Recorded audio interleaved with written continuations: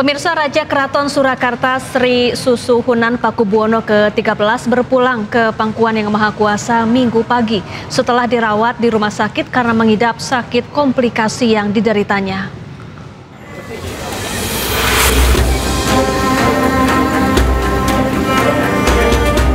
Jenazah Sinuhun Pakubuwana dibawa dari Rumah Sakit Indiati Solo Baru dan tiba di Keraton Kasunanan pukul 10:30 waktu Indonesia Barat. Jenazah masuk ke dalam keraton melalui lawang senter dan disemayamkan di Masjid Pujasana, Keraton Kasunanan Surakarta Hadiningrat. Adik Sinuhun Pakubuwana ke-13 Gusti Kanjeng Ratu Wandansari menjelaskan, Sinuhun Pakubuwana ke-13 wafat pada Minggu pagi sekitar pukul 7:30 waktu Indonesia Barat. Sebelumnya Sinuhun Pakubuwana ke-13 juga telah menjalani terapi cuci darah. Sinuhun Pakubuwana ke-13 juga sempat menjalani perawatan home care, namun karena kondisinya semakin memburuk sehingga dilarikan ke rumah sakit. Sareke di Proboswiyoso Sinuhun Pakubuwana ke-12, di atasnya Eyang Haryo Mataram. Karena nantinya kalau dalamnya Sinuhun sudah jadi kan, akan kita pindah ke sana. Sinuhun Pakubuwana ke-13 masuk ke rumah sakit pada Jumat 19 September 2025 dan langsung dilarikan ke instalasi gawat darurat Rumah Sakit Indiati Solo Baru lantaran kondisi keadaan yang lemah. Namun setelah mengalami masa kritisnya, Sinuhun Pakubuwana ke-13 menghembuskan nafas terakhirnya pada Minggu pagi. Jenazah akan dimakamkan di Kompleks Pemakaman Imogiri di Bantul, Yogyakarta pada hari Rabu 5 November 2025. Sebelum dimakamkan, jenazah akan disemayamkan di Masjid Pujasana. Dari Solo, Jawa Tengah, Halim Mahfur, iNews melaporkan. Wakil Presiden RI Gibran Rakabuming Raka melayat ke Keraton Kasunanan Surakarta Hadiningrat atas wafatnya Sri Susuhunan Pakubuwana ke-13.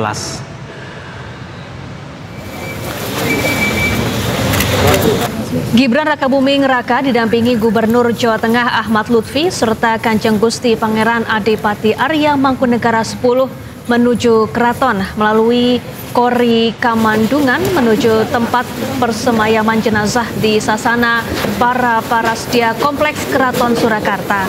Gibran juga bertemu dengan keluarga kerajaan di sebuah ruangan untuk menyampaikan rasa duka dan bela sungkawa selama sekitar 10 menit.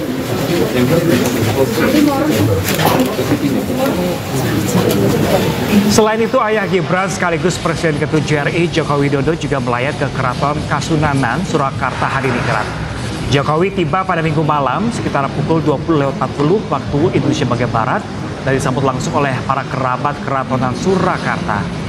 Jokowi kemudian langsung menuju persemayaman jenazah Raja Keraton Surakarta Sri Kasusuhunan Pakubuwana ke-13 untuk memanjatkan doa.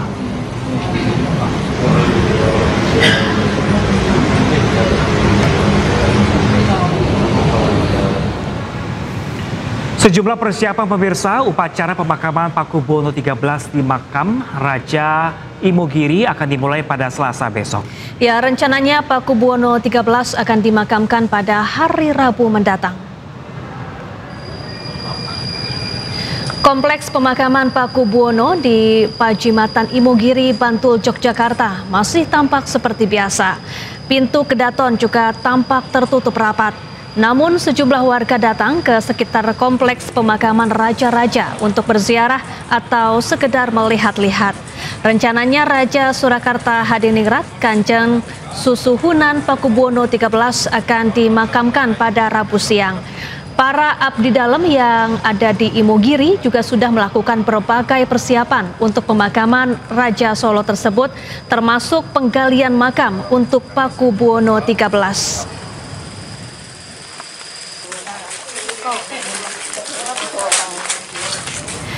Pemirsa, Menteri Keuangan RI Purbayayudi Sadewa sidak ke tempat penimbunan pakaian di Cikarang, Jawa Barat.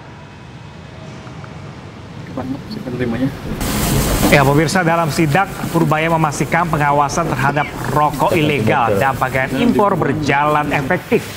Purubaya juga memeriksa kontainer berisikan pakaian bekas yang berhasil diamankan petugas Bea dan Cukai.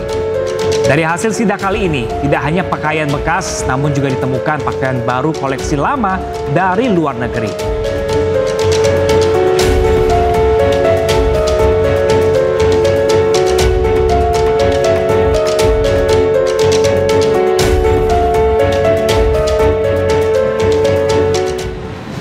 Ya pemirsa, Menteri Keuangan Purubaya Yudi Sadewa menghentikan total impor balpres pakaian bekas. Ya, Gubernur Jakarta Pramono Anung pun satu suara dan mendukung penuh penertiban penjualan pakaian bekas ilegal.